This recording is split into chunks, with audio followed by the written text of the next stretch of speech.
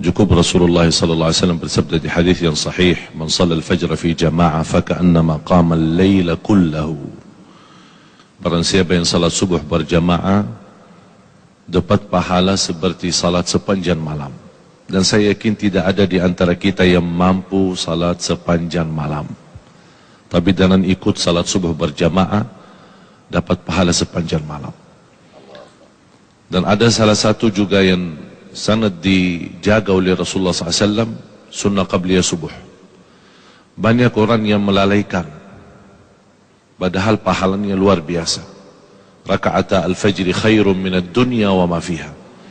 2 rakaat subuh itu yang dimaksud sesudah azan sebelum salat lebih baik daripada dunia dan segala isinya. Ini sunnahnya, apalagi yang wajib. Dan ada satu hal yang selalu saya memperhatikan, para jamaah tidak memperhatikan ketika azan. Muazzin berazan, banyak yang sibuk megang HP-nya atau sibuk berbicara dengan temannya, atau diam di tempat di masjid tapi tidak mengikuti muazzin. Padahal ada hadis yang menjaminkan kita mendapatkan ampunan dosa, sebagaimana yang diriwayatkan Imam Muslim, khususnya ketika muazzin berkata asyhadu an la ilaha illallah wa asyhadu anna Muhammad Rasulullah, kita menjawab wa ana asyhadu an la ilaha illallah wahdahu la syarikalah wa asyhadu anna Muhammadan abduhu wa rasuluh raditu billahi rabba wa bi Muhammadin nabiyya wa bil islami dina. Beda sama yang kita kenal, raditu billahi rabban wa bil islami dinan wa bi Muhammadin nabiyya, itu biasa, itu zikir biasa. Tapi yang kalau dalam azan, ketika muazzin selesai kalimah syahadat sebelum masuk hayya 'alas salat, ini hadis diriwayatkan Imam Muslim. Sebelum masuk kepada hayya 'alas salat, kita langsung berkata, artinya wa aku bersaksikan, wa ana asyhadu an la ilaha illallah wahdahu la syarikalah wa asyhadu anna Muhammadan abduhu wa rasuluh raditu billahi rabba wa bi Muhammadin nabiyya wa bil islami dina. Terbalik, ghufira lahu ma taqaddama min dhanbih, diampuni oleh Allah Subhanahu wa taala dosa lalu. Dan ketika selesai azan la ilaha illallah, kita langsung jangan lupa salawat kepada Nabi Muhammad SAW, baru doa azan. Banyak orang yang suka doa azan tanpa salawat, padahal Rasulullah SAW bersabda, man qala hina yasma'ul adhan thumma salla alayya, di riwayat Imam Bukhari, bersalawat kepadaku. Jadi fantas kalau kita memulai Allahumma salli ala Muhammadin wa ala ali Muhammad, Allahumma rabba hadhihi ad-da'wati at-tamma was-salati al-qa'imah ati Muhammadin wasilata wal fadila wa ba'athu maqam Mahmud alladhi wa'adta innaka la tukhliful mi'ad. Tambahan innaka la tukhliful mi'ad di luar sahih Bukhari, tapi disahihkan dan dihasankan oleh sebagian besar ulama. Innaka la tukhliful mi'ad. Apa yang kita dapat? Hullat lahu syafa'ati yaumal qiyamah, terjamin dapat syafaat Rasulullah SAW. Jadi sia-sia. Itu yang kenapa saya bilang namakan rahasia subuh, karena memang tersembunyi dari banyak orang, padahal pahalanya sangat luar biasa. Rahasia Allah berikan nikmat yang luar biasa. Fala ta'lamu nafsun ma ukhfiya lahum, dari mana jiwa pun boleh tahu apa yang telah disembunyikan oleh Allah SWT. Ini amalan yang seperti ini, sedikit-sedikit rahasia tapi sangat luar biasa. Termasuk selepas salat, doa khususnya di salat subuh. Hadis Rasulullah SAW yang Rasulullah SAW tidak pernah tinggalkan, Allahumma inni as'aluka ilman nafi'a wa rizqan tayyiba wa amalan salihan mutaqabbala. Ilmu bermanfaat, rezeki yang baik, kemudian amal salih yang diterima.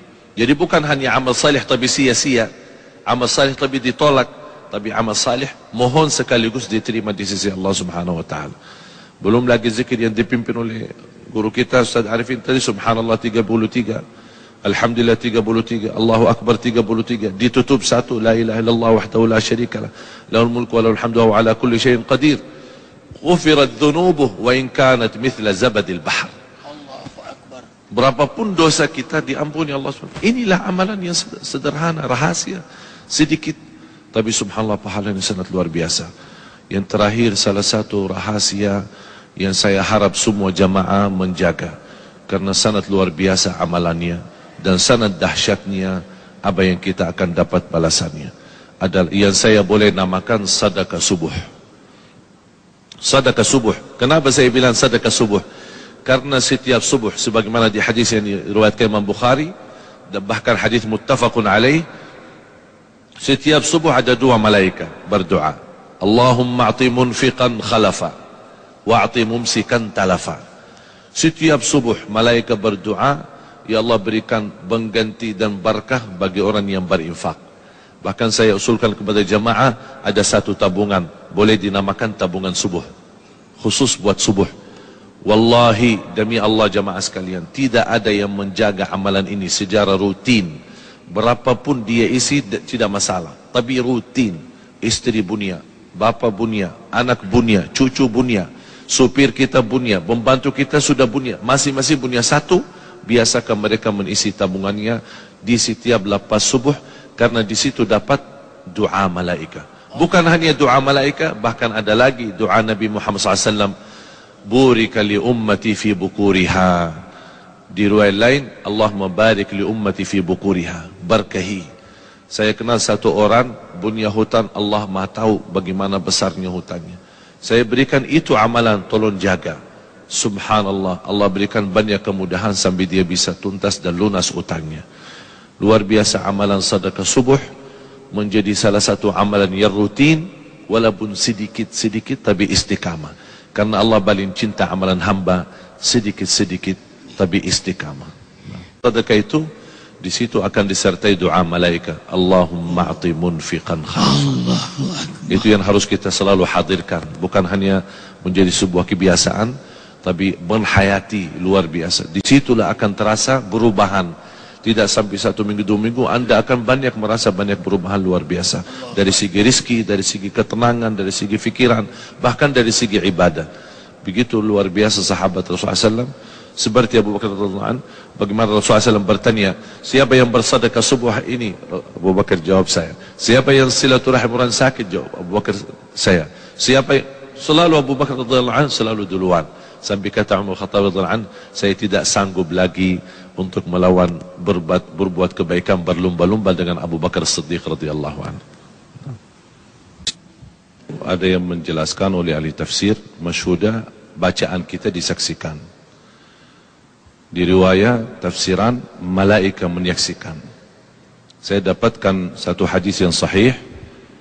Kalau biasa kalau hari kerja ada namanya shift gantian ya. Ada orang berapa jam terus shift, malam shift, ada malaikat juga ternyata juga punya kerja shift.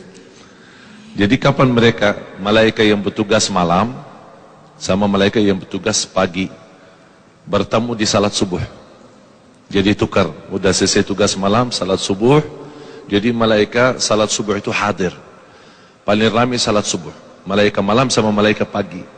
Malaikat pagi yang baru turun ikut salat subuh. Malaikat malam selesai salat subuh baru naik bawa laporan malam. Terus menerima kerjaan baru oleh malaikat pagi. Oleh karena itu inna Quran al-Fajr kana mashhuda. Malaikat pun hadir. Oleh karena itu kita merasa rauhaninya kita, batin kita lebih nikmat ketika salat subuh. Dan saya ingin lain kali kalau imam salat subuh tolong lebih panjang lagi biar kita bisa nikmat.